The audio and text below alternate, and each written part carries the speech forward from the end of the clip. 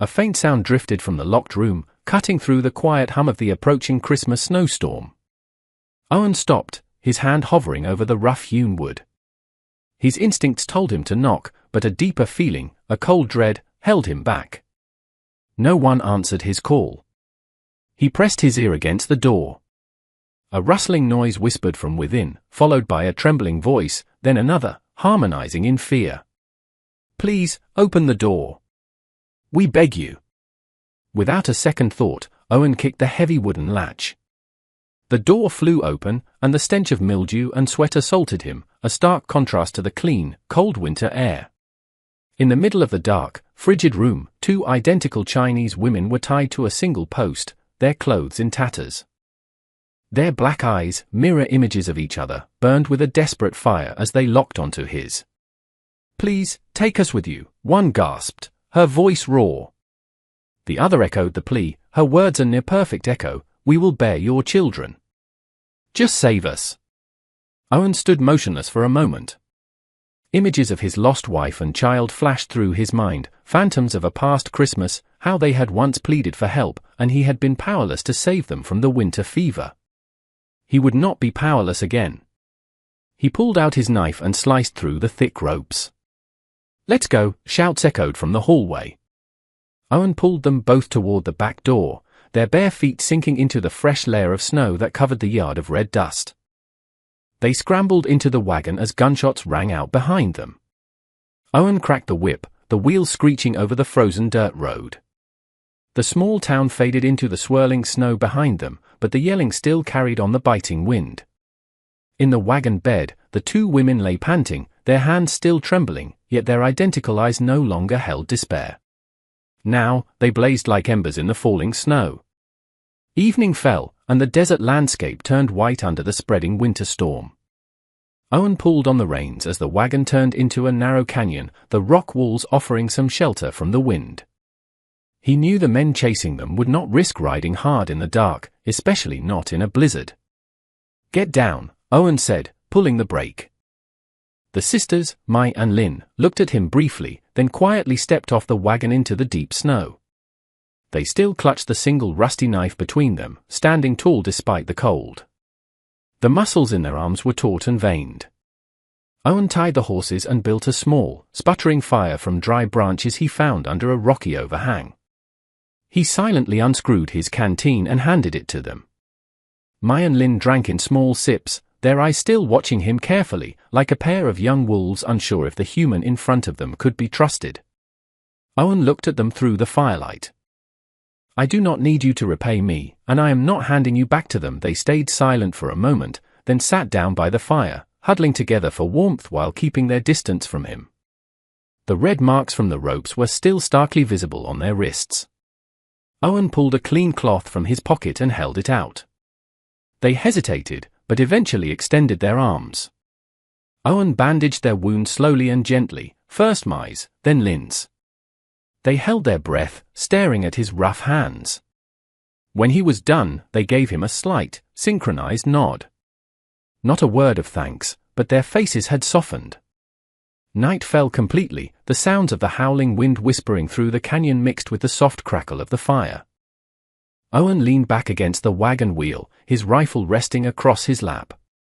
Suddenly, the sound of horse hooves echoed from afar, muffled by the snow. Owen signaled for silence and used his boot to smother the fire. They all dropped flat to the ground. The sisters' warm breath hit his arm as they lay close. The hooves passed by the trail above, then faded into the storm. Once sure they were safe, Owen sat up and rekindled the fire. Mai and Lin remained still, but something in their shared gaze had shifted. It was no longer entirely weary, but touched with a hint of trust. "Get some sleep," Owen said, tossing them a thick wool coat. They pulled the coat over their shoulders, lying down on their sides with their backs to him, the knife still in their grip. Owen looked at their strong, broad backs, then leaned against the wheel again, eyes open deep into the night. For the first time in years, the cold winter night did not feel so empty. On the third night, the blizzard intensified. Snow came down in heavy sheets, pounding the frozen earth with thunderous force. Owen was covering the horses with a top when he heard a harsh, choking cough behind him. He turned and saw Mai curled up near the dying fire, sweat streaming down her face despite the freezing air. She was shivering violently, and the old rope marks on her arm were swollen and inflamed. Lin was holding her, her own face a mask of fear. Owen knelt beside them, placing a hand on Mai's forehead. It was burning hot. Without a word, he stoked the fire until it roared, boiled snow in a small pot, and heated his knife until it glowed. Then, he sterilized the wound. "Hold still," Owen said, taking her hand. Lin held her sister's other hand tightly. Mai clenched her jaw, the veins on her neck standing out. As the blade sliced into the swollen flesh, releasing pus and blood, she let out only a faint groan, then fell silent. Owen cleaned the wound and wrapped it in a dry cloth, his hands firm but oddly gentle. When it was done, he pulled them both closer to the fire. "Sit here." "Get warm." They sat down, the firelight casting shadows over the tense muscles of their shoulders and old scars. A long moment passed before Lin spoke, her voice rough and low. "We were taken from our village as girls. They sold us from one camp to another." Mai, catching her breath, continued, "Every time we fought back, they beat us unconscious." Owen said nothing, his eyes fixed on the flames. "We had a younger sister," Lin continued, her eyes darkening. "They killed her right in front of us that night. They swore they would never let themselves be tied down again." Silence followed. Only the steady howling of the blizzard echoed through the canyon. "I lost everything, too," Owen said, his voice as rough as wet stone. "My wife died of fever. My son followed soon after.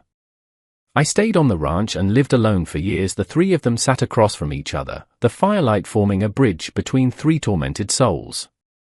No promises were made, no touch exchanged, but a quiet trust began to take root. When the storm eased slightly, Owen stood and laid a heavier blanket out for them. "Get some sleep. We have to leave early tomorrow." Mai and Lin pulled the blanket over their shoulders and gave a slight nod. For the first time since they were taken, they slept deeply, no longer haunted by the shadows. Owen watched them for a long moment before returning to his seat. He leaned back, his rifle resting across his lap. The desert night was quiet, but this time it was not loneliness. It was a beginning. At dawn the next morning, the sky lit up red as the first light spilled over the snow-covered valley. Owen stepped out early, walking along the row of wagons to inspect the area. On the snow, he suddenly spotted fresh hoof prints, deep and evenly spaced. They did not match his horses. These were from at least three others, closely trailing in the same direction. Owen knelt down and touched the print. The snow was freshly disturbed. That meant they had passed by only a few hours earlier. Back at camp, he found Mai and Lin warming their hands by the fire, Mai's face still pale with the lingering fever. "They're tracking us," Owen said, his voice low but certain. The sisters gripped their shared knife tighter, their dark eyes narrowing. "They will come back."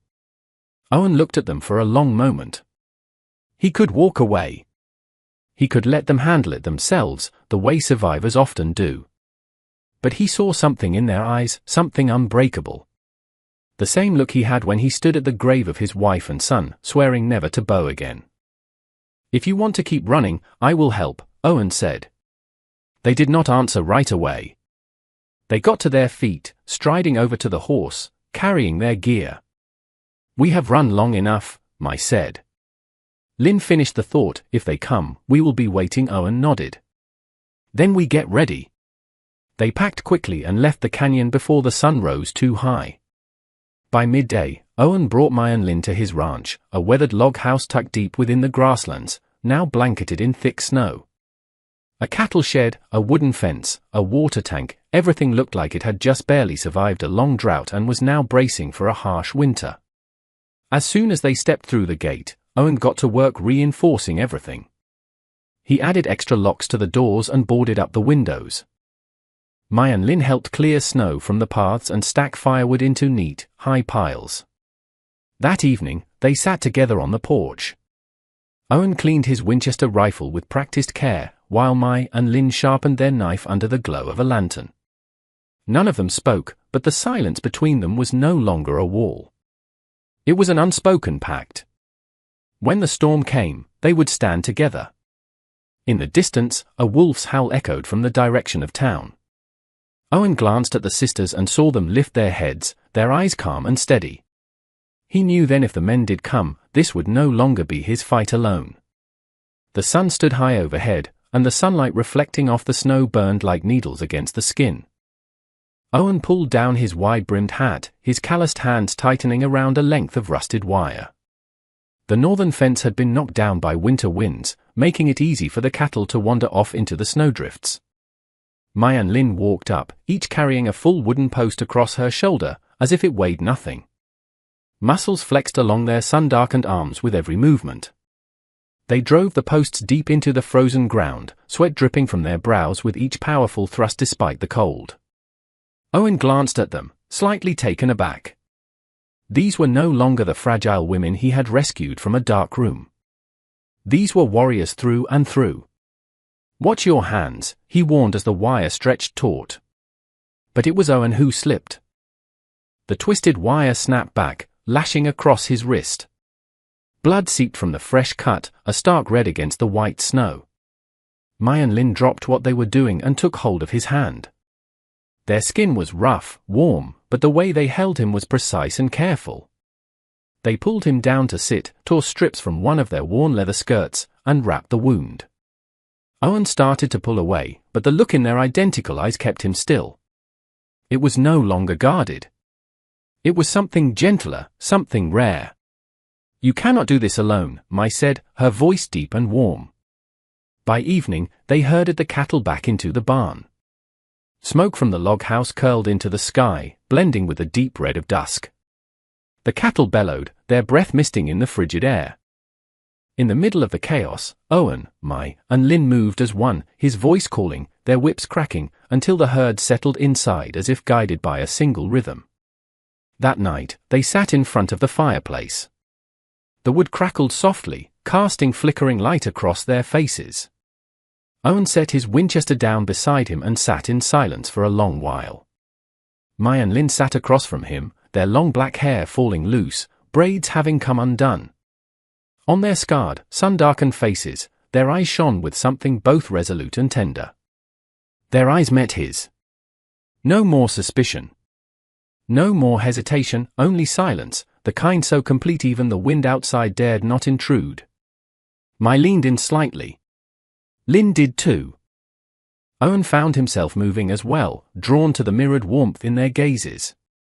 The kiss came naturally, unrushed, unplanned, as if all the days behind them had been leading to this single moment. He kissed Mai, then turned and kissed Lin, the scent of smoke, sweat, and winter air mingling between them.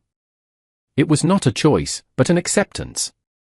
His heart, long dormant, beat for them both, for the shared strength and silent understanding that had taken root in the frozen earth of his lonely life. No words were needed because trust had already been planted, and now it had begun to grow. The peaceful morning was shattered by the sound of approaching hoofbeats, muffled by the snow on the main road. Owen was cutting hay when the old dog howled and bolted toward the gate. He squinted into the distance. 5 riders, wide-brimmed hats shadowing their faces, revolvers swinging at their hips, rode slowly toward the ranch. Mai and Lin appeared on the porch, their knife in hand, their shared gaze as sharp as a blade. Owen shook his head slightly, signaling them to stay back, then stepped into the yard with his Winchester in hand. The lead rider, a thick-bearded man, jerked his chin up. "We heard you're hiding some Chinese girls. Hand them over and things stay peaceful." Owen stood tall, one hand steady on his rifle. "No one here is property you can demand." Another man spat into the snow and sneered. "Don't be stupid, friend. We paid good money for them. If you don't give them up, this whole ranch goes up in flames." Owen raised his rifle, the barrel glinting under the winter sun. "You cross that gate and not one of you walks away whole." The air turned heavy. The dog growled low. Wind stirred the loose snow. The 5 men glanced at each other, then turned their horses. But before they rode off, the bearded one looked back, his voice full of threat. "We'll be back. And next time it won't be just 5 inches." The hoofbeats faded, Mai and Lin stepped forward. "They will bring more," Lin said. Maybe a dozen, Mai added. Owen nodded, his eyes cold as steel. Then we turned this place into a fortress. That afternoon, the three of them got to work. Owen stacked sandbags along the windows and reinforced every board on the gate. Mai and Lin cleared more paths for escape and dug spike traps along the fence, hidden beneath the snow. Their muscles flexed under the sun, sweat soaking their backs despite the chill, but their faces remained fiercely determined.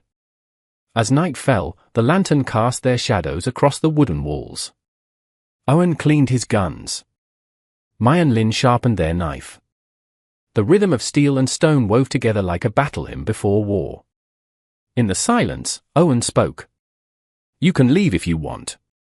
When they come back, it will be blood and fire. Mai looked up, her eyes blazing. We have run enough, Lin continued. This is the first time someone has stood beside us. We are not leaving again. Owen looked at them, and something stirred in his chest. Something warm. Not just duty, but trust. This ranch, this land, and these women, they were now things he would defend at all costs. The night was pitch black, thick clouds swallowing the moon. Wind howled over the roof tiles, and the creaking door sounded like a warning. Owen had just dozed off after a long day fortifying the ranch when the old dog began to bark.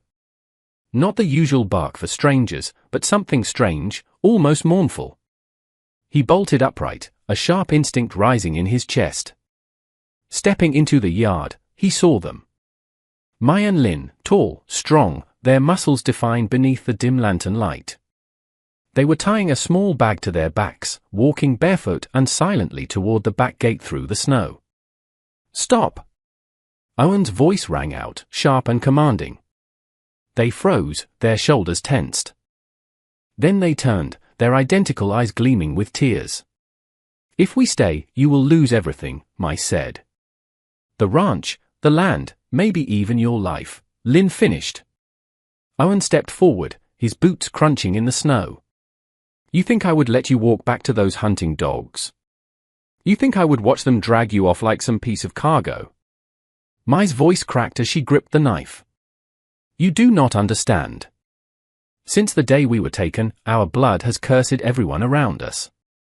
If we leave, you will be safe. Owen moved in close, nearly shouting, his voice raw with fury and pain. Safe for what? To sit in this house alone? Empty? I would rather lose everything, this ranch, this land, than lose you again. Snow began to fall again, sudden and furious. Mai and Lin stood frozen, their fierce eyes softening, trembling. The flakes streamed down their bronze faces, mixing with rare tears. They let the bag fall. It hit the snow with a soft thud. Why? Mai whispered. Why did you choose us? We are abandoned. Marked with shame, Owen did not answer right away. He set his rifle down, then stepped forward, taking their shoulders in his callous hands. Because for the first time in years, when I looked at you, I did not feel alone anymore. Their breath caught, their chests rising and falling. Their large hands gripped his coat tightly. They stood like that in the swirling snow, their breaths mingling. Then, without another word, Owen pulled them both into his arms. The embrace was fierce, as if all three were afraid the others might vanish in the next breath. In the darkness and the screaming storm, the promise was not spoken aloud. It was made in the way they held each other, desperate and unshakable. They would face the dawn together, no matter how many came for them. At dawn, the sky burned red as if warning of something ominous. Owen stood on the porch, Winchester fully loaded, eyes locked on the snow-covered road. Beside him, Mai and Lin gripped their knife, their bare shoulders slick with dew, muscles taut with anticipation. The old dog growled, for bristling. Hoofbeats thundered like a rolling storm cloud from the swirling red dust. Not 5, but more than a dozen riders emerged. They lined up, rifles glinting under the morning sun. The bearded man from the day before smirked. We told you we would come back. Now, hand them over, or you all die here. Owen stepped down the porch steps, his voice low and steady. You will only take them when I fall, the man signaled with a flick of his hand. Gunfire exploded. Window glass shattered. Splinters flew. The dog lunged forward, barking furiously. Owen dropped behind the fence and fired back. One rider tumbled from his horse, blood staining the white snow. Mai and Lin did not retreat. They charged, separating to flank the attackers. Mai swung a heavy piece of firewood, slamming one man down as he tried to climb the fence. Lin tore the rifle from his hands, fell back behind the sandbags, and fired. Each bullet stopped those who dared come close. Gunsmoke clouded the frigid air. Screams, hoofbeats, chaos. A bullet grazed Owen's shoulder. Blood poured, but he did not flinch. Every shot he took, he made count. One by one, they dropped into the dust.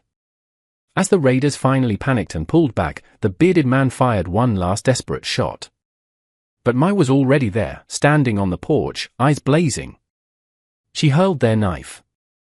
Its iron tip struck his gun, sending it flying. He screamed and rode off after the others. The smoke began to clear. All that remained was the pounding of hearts and the sharp stench of gunpowder. Owen leaned on his rifle, breathing hard. Mai and Lin stepped to him, their strong hands gripping his shoulders, their shared gaze full of quiet fire. "They are gone," Mai said. "We are still here," Owen gave a faint smile. Blood still trickled down, but his eyes held something rare, peace. "Not just still here. We held our ground." They sat on the porch steps, exhausted, yet holding each other. The first rays of sunlight pierced through the smoke, lighting the wooden roof, shining down on three people who had once been alone and were now bound together. The ranch was no longer just Owen's. It was their fortress now, a place they had chosen to defend, to live in, and to love. That evening, Owen leaned against the porch, shoulder bandaged. Mai and Lin rested beside him, their wild black hair dancing in the breeze. Before them, the open prairie stretched in calm, snow-covered silence. And in that stillness, something certain echoed. They had found home.